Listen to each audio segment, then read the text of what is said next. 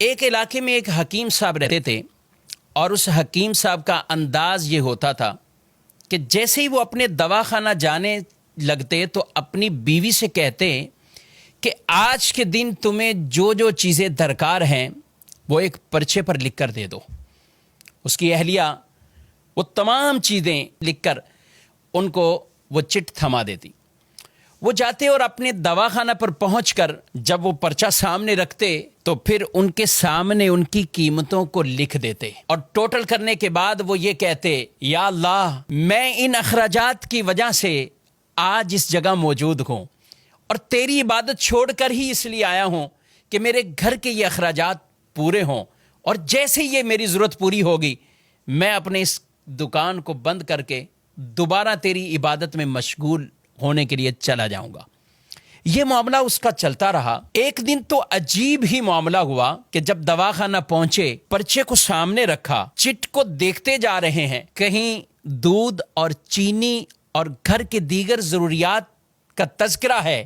لیکن لکھتے لکھتے ان کی بیوی نے سب سے آخر میں لکھا کہ بیٹی کا جہیز کا سامان۔ یہ پڑھتے ہی وہ گویا کہ دن میں ہی انہیں تارے نظر آنے لگ گئے اور وہ کچھ کھو گئے کہ یہ کیسے ہوگا۔ لیکن سب قیمتوں کو وہ لکھتے لکھتے جب اس جملے پر پہنچے تو حکیم صاحب نے آگے تحریر کیا کہ یہ اللہ کے کام ہیں، اللہ ہی جانے۔ حکیم صاحب نے یہ جملہ لکھا اور دواخانہ پہ جو مریض موجود تھے ان کو دوائیاں دینا شروع کی۔ ابھی ایک دو آدمیوں سے ہی فارغ ہوئے تھے کہ اچانک حکیم صاحب کے مطب کے سامنے ایک بڑی کار آ کر رکتی ہے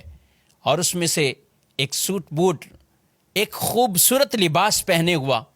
آدمی کار سے باہر نکلتا ہے اور وہ حکیم صاحب کے دواخانہ میں داخل ہو جاتا ہے۔ حکیم صاحب جیسے ہی اپنے مریضوں سے فارغ ہوئے تو اس کو کہنے لگے کہ بھائی اگر آپ کو دوا چاہیے تو میرے قریب آ جائیں، میں آپ کی نبض چیک کرتا ہوں، آپ کو دیکھ لیتا ہوں، اور اگر کسی اور مریض کے لیے چاہیے تو مجھے اس کے حالات بتائیں، کیفیت بتائیں۔ وہ آدمی کہنے لگا، حکیم صاحب شاید آپ نے مجھے پہچانا نہیں ہے، اور آپ کیسے پہچان سکتے ہیں؟ 15-16 سال کا عرصہ گزر گیا ہے۔ حکیم صاحب کچھ حیران سے ہوئے کہ آخر کون سے یہ راز سے پردہ اٹھانے والے ہیں۔ وہ آدمی کہنے لگا، آج سے 16 سال قبل آپ کی اسی دکان کے سامنے سے میرا گزر ہو رہا تھا اور یہی دکان کے قریب ہی ہماری گاڑی کا ٹائر پنچر ہوا اور میں باہر دھوپ میں کھڑا تھا، آپ نے دیکھا تو آپ نے کہا کہ اندر آئیے، اسٹول پر بیٹھ جائیں۔ میں اندر آیا، میں نے آپ کو دیکھا، لوگوں کو دوائیاں دے کر آپ اب فارغ بیٹھے ہیں، ایک چھوٹی سی بچی آپ کے پاس کھڑی اور آپ سے کہہ رہی تھی بابا چلیے نا، بھوک لگی ہوئی ہے، چلیے گھر کو چلتے ہیں۔ آپ اسے کچھ ٹہلنے کا کہہ رہے تھے۔ میں نے سوچا میں ایسے ہی آپ کی دکان میں بیٹھا ہوں، چلو کوئی دوائی آپ سے کہہ دوں اور اسی بہانے کچھ آپ کو رقم دے دوں۔ میں نے آپ سے کہا کہ حکیم صاحب ہماری شادی کو 6 سال ہو چکے ہیں، ہم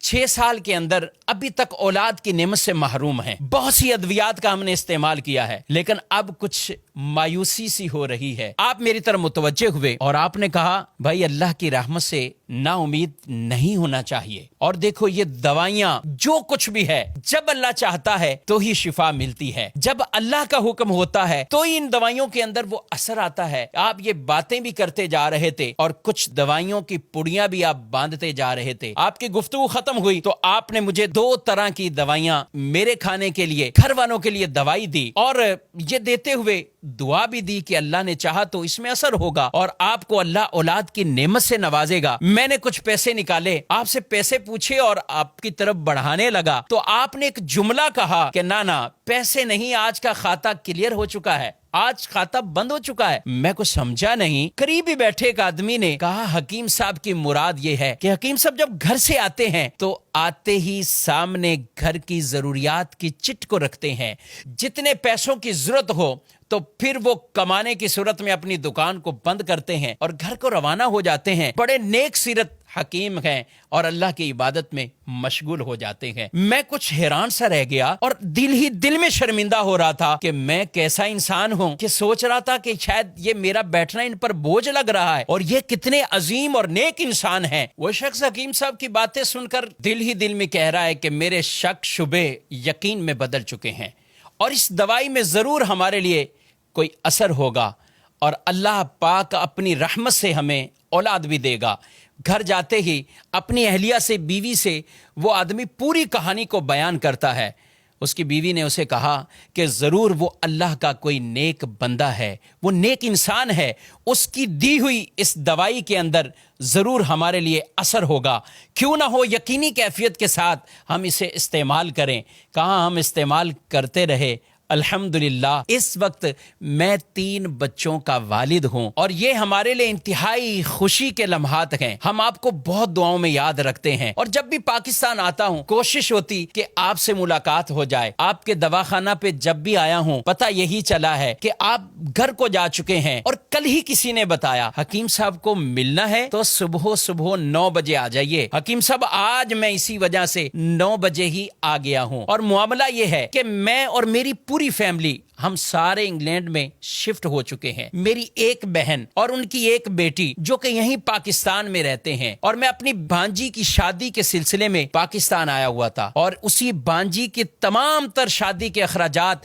میں نے اپنے ذمہ راضی خوشی لیے تھے، اور میں اسی کی خریداری میں مصروف تھا۔ معاملہ کچھ یوں ہوا ہے کہ میں اپنی بھانجی کے ساتھ لاہور میں کبھی پاکستان کے دوسرے شہروں میں جا رہا تھا، سب جہیز کا سامان سب تیاری ہو چکی ہے، لیکن اسی دوران میری بھانجی کو بہت تیز بخار تھا، اور وہی بخار میری بھانجی کی موت کا سبب بنا ہے۔ میں اور میری بیوی جب آپس میں بیٹھے سامان خرید چکے ہیں، سب کچھ کر لیا ہے، اب اس سامان کا کیا کیا جائے، تو فوراً آپ کی طرف ہمارا خیال گیا کہ جب 16 سال پہلے ہم آپ کے مطب میں آئے تھے تو ایک چھوٹی سی بچی وہ آپ کے پاس کھڑی کہہ رہی تھی بابا جان گھر چلو مجھے بھوک لگی ہے۔ تو میری بیوی نے مجھ سے کہا کیوں نہ ہو کہ ہم حکیم صاحب کا شکریہ اس انداز سے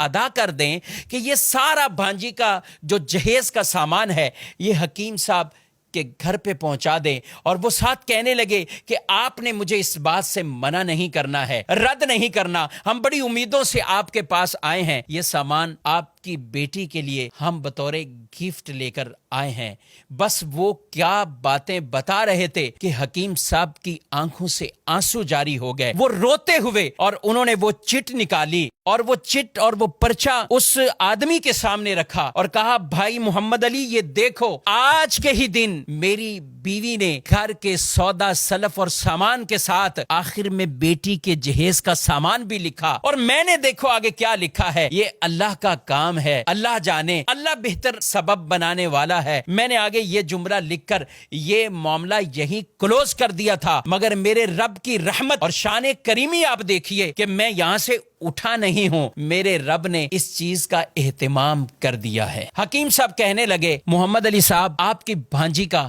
صدمہ وہ ضرور ہے، مگر میں تو رب کی شان اور رب کی قدرت پر حیران ہوں کہ آج میں گھر واپس خالی ہاتھ نہیں پلٹا۔ یہی کہتے ہیں کہ جس کا اللہ پر بھروسہ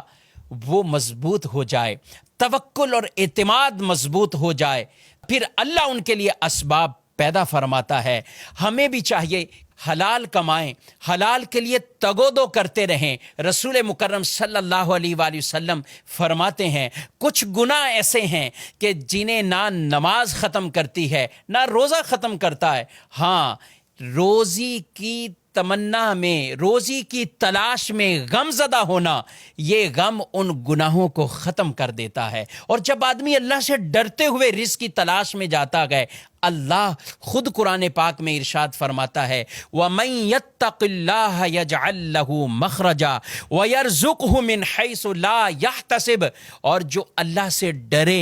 اللہ اس کے لیے راستے پیدا فرماتا ہے اور اسے وہاں سے رزق دیتا ہے جہاں سے اسے گمان بھی نہیں ہوتا۔ اللہ رب العالمین ہم سب کو ایسا توکل، ایسا بھروسہ اختیار کرنے کی توفیق عطا فرمائے۔